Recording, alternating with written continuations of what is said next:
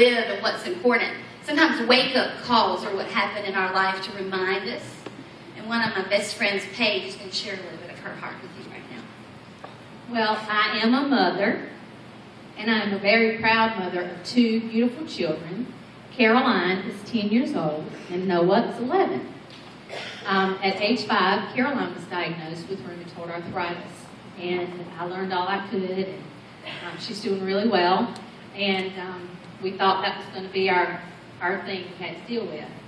And 2 years ago, when Noah was 9, he started having migraine headaches that caused him to lose his vision. So we end up at MUSC with the best doctors in the world, and they have no idea what's going on. So we ended up taking him to Alabama. That's where we needed to go with her. So they decided he has a very rare disease that about 40 people in the United States have. And it's non-curable, and it's progressive, and he could eventually end up paralyzed and completely blind and a whole lot of other stuff that I don't like to think about. When this happened, some of my friends and different people had said, "You look so good. How are you keeping it together?" And I said, "You know, I don't really know. It's the weirdest thing. I just have complete peace about this." So I started thinking about it, and you ever found yourself in a situation where there was absolutely nothing you could do to change it? Nothing. Absolutely nothing. You feel so hopeless and so alone, like nobody else has ever been where I am right now. That's not so. Every one of us up here has been in that situation, and out there too. But I started trying to pray.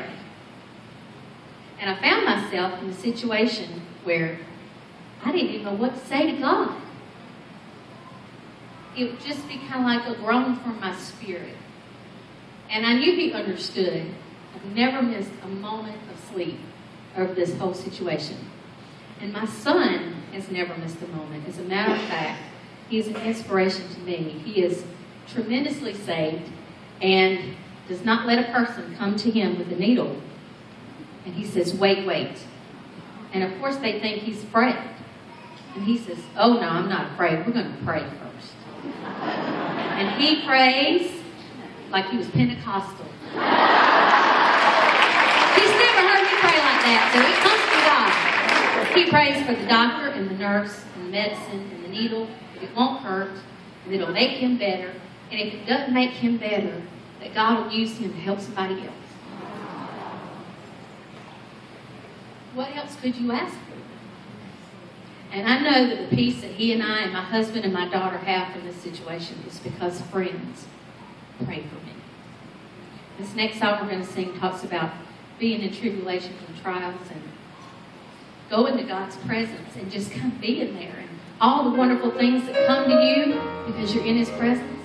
Even if you don't know what to say, somebody's probably praying for you.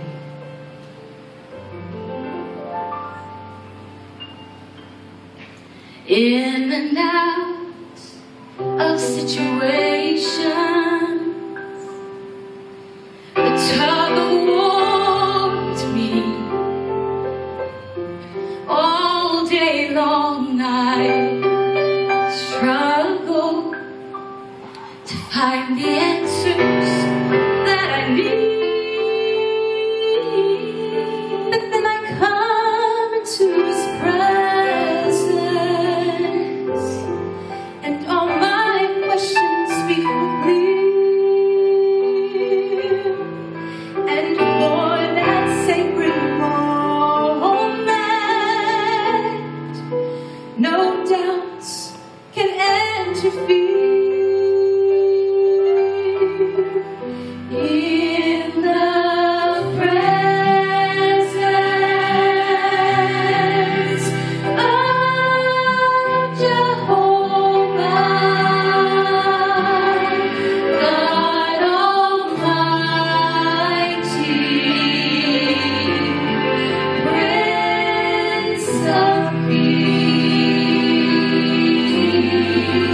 try.